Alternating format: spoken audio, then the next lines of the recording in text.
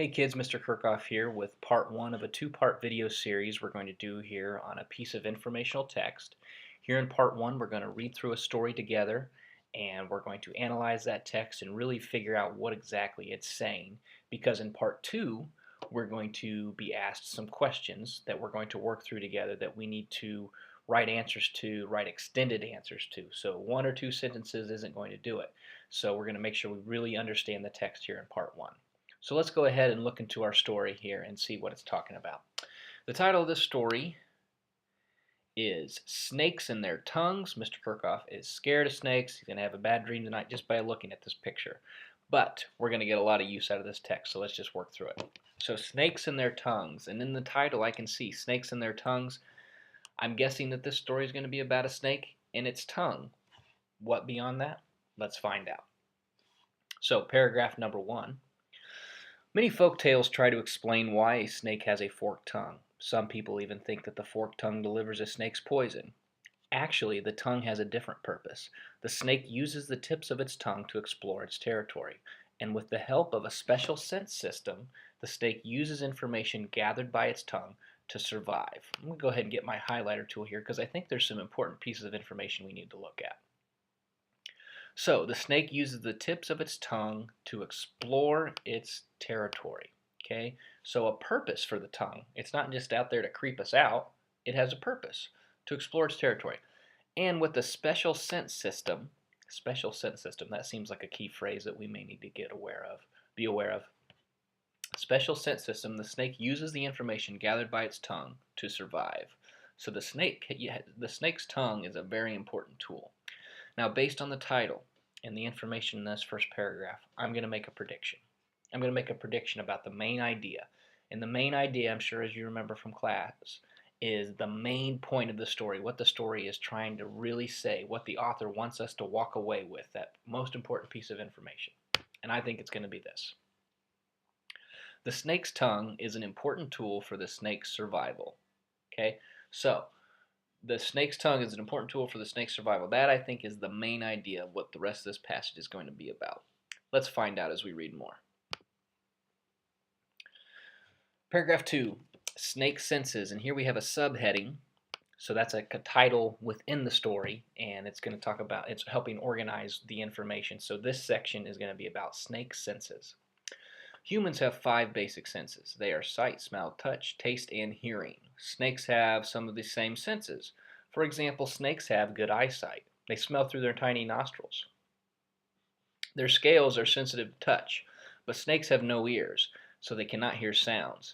And snakes have a special sense that humans do not have. It is best described as taste smell. A lot of important information in that paragraph. First, we have humans and we have snakes. Great opportunity to compare and contrast the two. Okay, it shows how we're alike. The snake has a lot of senses that we have. It uses its eyes to see. It uses its nostrils to smell.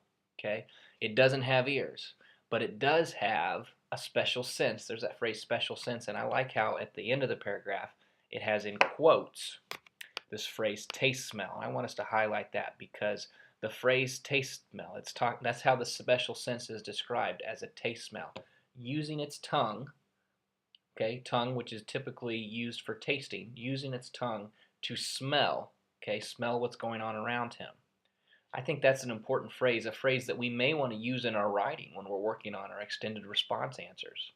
Okay, so in this paragraph we're really comparing and contrasting humans and snakes, okay, and then we have that important phrase taste smell that goes along with special sense. Let's go into the next paragraph. On the roof of a snake's mouth is a pair of small holes. These are called Jacobson's organs. When a snake flicks its tongue out, the forked tips spread out. They pick up tiny chemical particles from the air and ground. The snake then draws in its tongue. It inserts the 2 tips of its tongue into the 2 holes of the Jacobson's organs.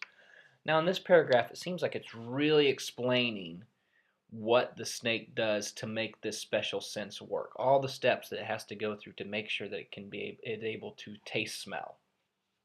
So as I was reading that, I was seeing that this was sort of like the sequence of events for how taste smell works. And so let's go ahead and examine what those sequence of events are based on what we read in the paragraph. Step 1.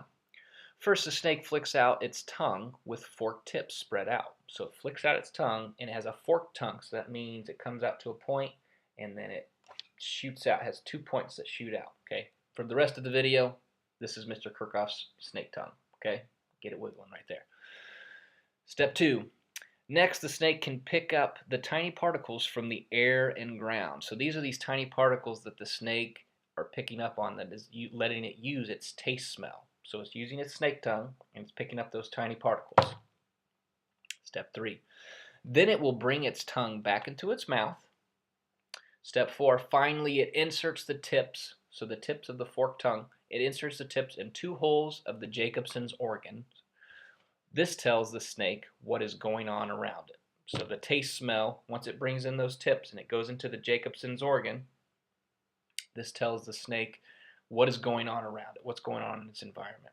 Notice how for sequence of events, I use these key phrases to really organize the sequence of events. First, next, then, the last step, finally. Okay? All right, let's go on to the next paragraph. Zoom in here.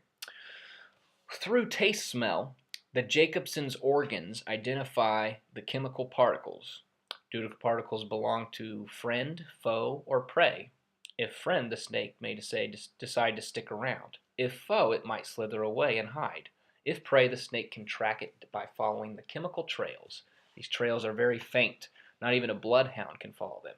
That's an interesting comparison that it makes at the end of that paragraph right there, that it's comparing a snake and a bloodhound, which is a special breed of dog, and how the snake's taste smell is able to pick up these little trails of particles that are so small, so faint, so hard to pick up on, that not even a bloodhound, which is a dog that's really known for being able to have a keen sense of smell, not even a bloodhound can pick up on these trails. Okay, so that's how talented this taste smell feature of a snake is.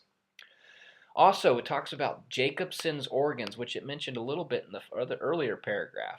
This is the parts in the snake's body. Organs are the parts in our body that work together to help keep us alive. And this is a key organs in the snake that help keep it alive, that allow it to use this taste smell sense. Okay. Another key phrase I want to look at, or word, is foe. Now, I'm pretty sure we know what friends are, and I'm pretty sure we should know what a prey is, which is animals that a snake would maybe hunt. You think about a food chain. But what do you think foe means?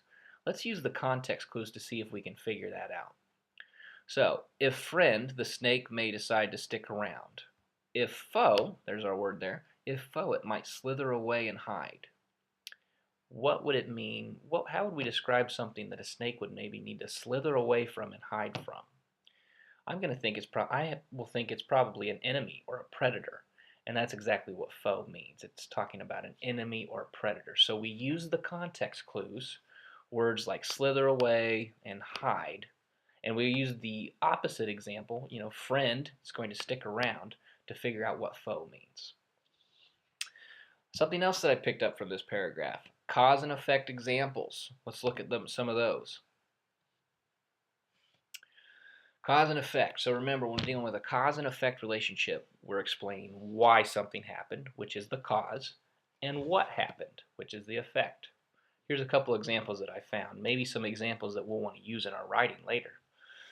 The snake slithered away because its taste smell noticed a predator was near. Okay, so what happened? Let's focus on the effect. What happened exactly? The snake slithered away. That's what happened. He slithered away. Why did he slither away? Here's our signal word, because. That's our clue word to let us know this is the cause and effect relationship. Why did it slither away? Because its taste smell noticed a predator was near. So that last part of the sentence is the cause of the cause and effect relationship. Let's look at the second example.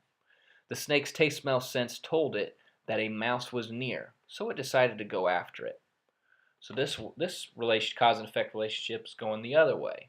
What happened in the end? What's our effect? The snake decided to go after the mouse. Why did the snake decide to go after the mouse?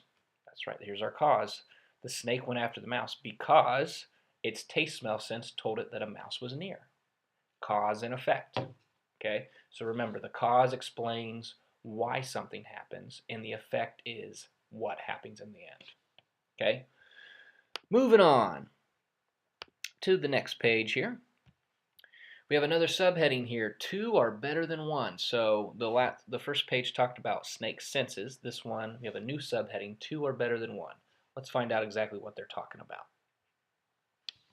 Why does a snake have two tongue tips and two Jacobson's organs instead of one of each? Think about the way people use their two ears. They can determine the direction from which sounds are coming. Similarly, the snake may sense more chemical particles on one tongue tip than on the other. It can then determine from the direction from which the signals are coming. This is useful information for deciding whether to follow or flee. So, the snake, as we already know, doesn't have ears, but it has the forked tongue. And just like ears help us determine where sound is coming from, the snake uses its forked tongue to determine where certain smells are coming from, whether that's foe or friend, predator or prey. So that's why it's important for a snake to have that forked tongue, okay? And this is just even more detailed description of the Jacobson's organs and why there are two. Okay, explain that the fact that the snake has two is very significant. And thinking about that is helping me kind of draw a conclusion. And to draw a conclusion, that means I'm coming to an answer that maybe won't be answered in the text. So let's go ahead and look at that. The conclusion I drew was this. Without one of the tips, the snake will be unaware of certain parts of its territory. So what that means is, and what I'm thinking is, if we had a snake that had a forked tongue but then lost one of those tips,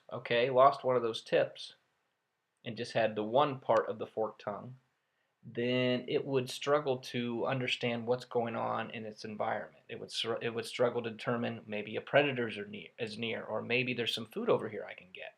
So that's a conclusion I was able to draw, that it's very important for it to have the forked tip, okay, the two, and then the two Jacobson's organs working together.